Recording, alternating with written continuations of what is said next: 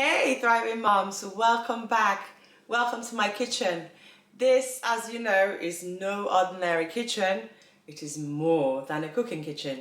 This is where I help you to thrive as a mom.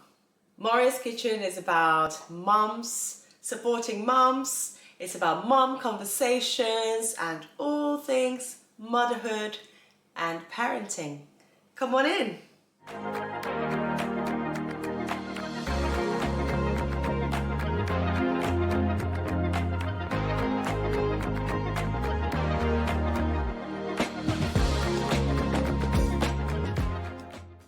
So today we're going to revisit my top tips for helping you thrive as a mom. Not just survive, to thrive. What does thrive mean to you? For me, thriving paints a picture. A picture of a palm tree by the beach with roots that go deep down. And so this palm tree is never affected by the weather conditions.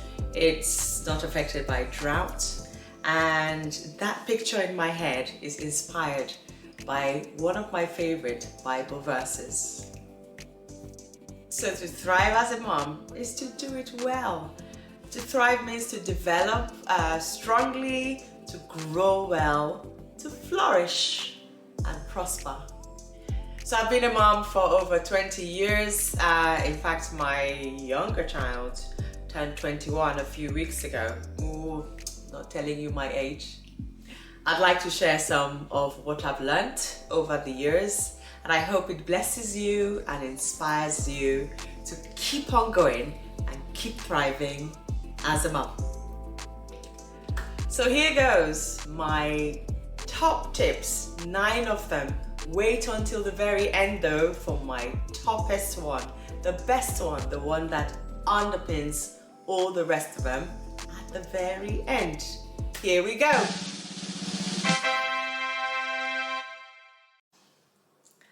Tip number 1, be intentional. Plan, track. All successful people plan, right? Of course they do. As moms, we're quite good, to be honest. We don't have much of a choice. We're quite good at scheduling, aren't we? This child has to go to football practice, this one has gymnastics, that one has drama club. We're good at multitasking because we find ourselves having to deal with all these things. One thing that's helped me is to plan. And I've done this by journaling. My journaling journey, if you like, started all the way back when my son, my first child, was still in my tummy, when I was pregnant with him. My big sister, I've got a large family and I absolutely love it. So my big sis gave me this journal so I could plan, for my baby names, baby prayers. And so I started to write in that little notebook and haven't looked back ever since. My journey has evolved. The frequency of my journaling has changed, sometimes more frequent, sometimes not so much, but I found it really useful. So many years ago, I started doing something. I started writing down my GHDs. My goals, my hopes, and my dreams for myself, and then of course for my children, and I prayed over them.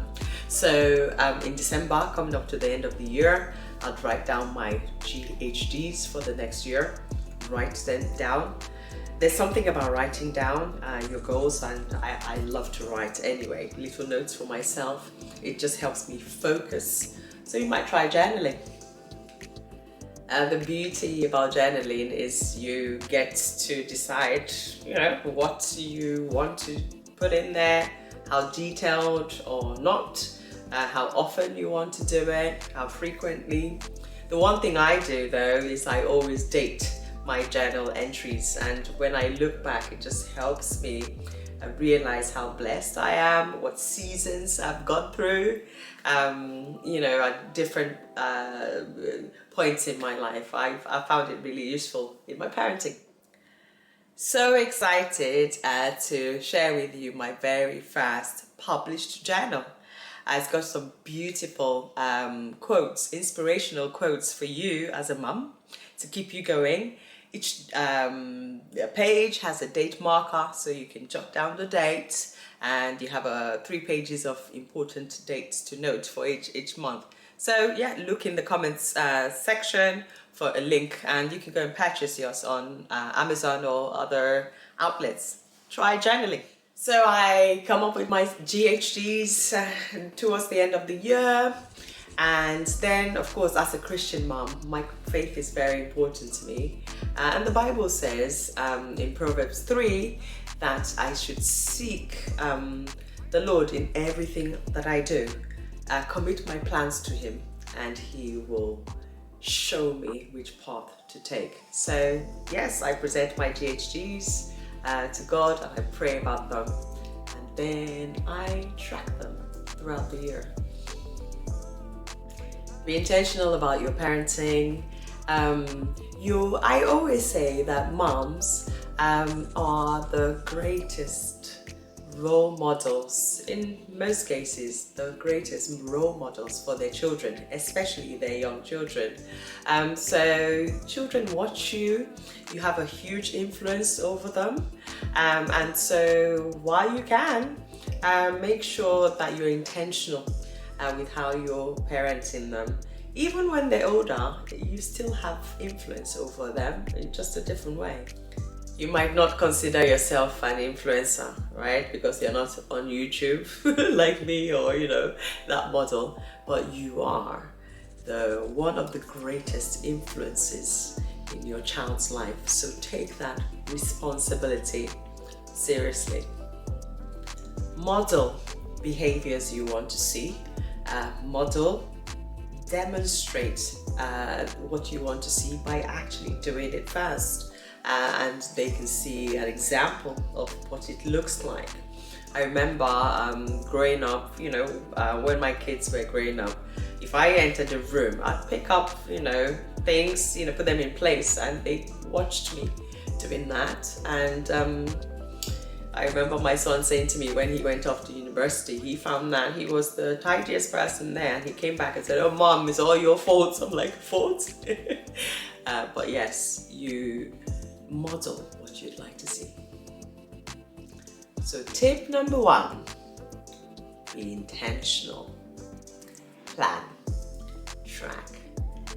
Tip number 2, be thankful. Practice gratitude.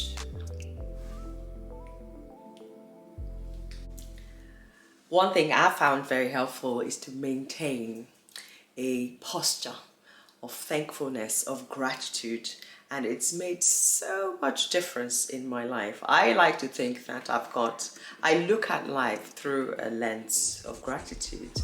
Some people call it, the half full, half empty, scenario, where they look at things. I look at a glass and see it's half full. For me, I am inspired by the Bible. It tells me to be grateful, to be thankful in all circumstances. So the good, the bad, and the downright ugly, I give thanks to God.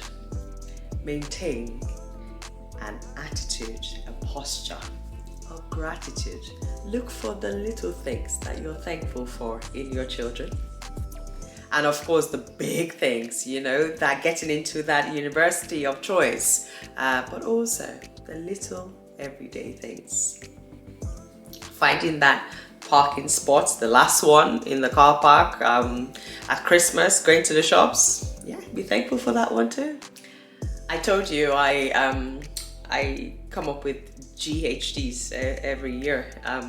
The other thing I do in my journal is I write down what I call my CMBs, my count my blessings. Every month I jot down my CMBs for the month, what have been my highlights this month. I'll look back through my notes, recall exciting things, amazing things that have happened to me, just, you know, things of note, and I write them down every month.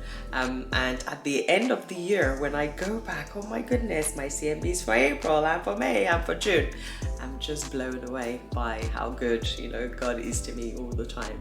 And so practicing gratitude helps you to thrive as a mom. So tip number 2, practice gratitude. Be grateful, always. Okay, my first 2 top tips for you. I'll see you in the next video.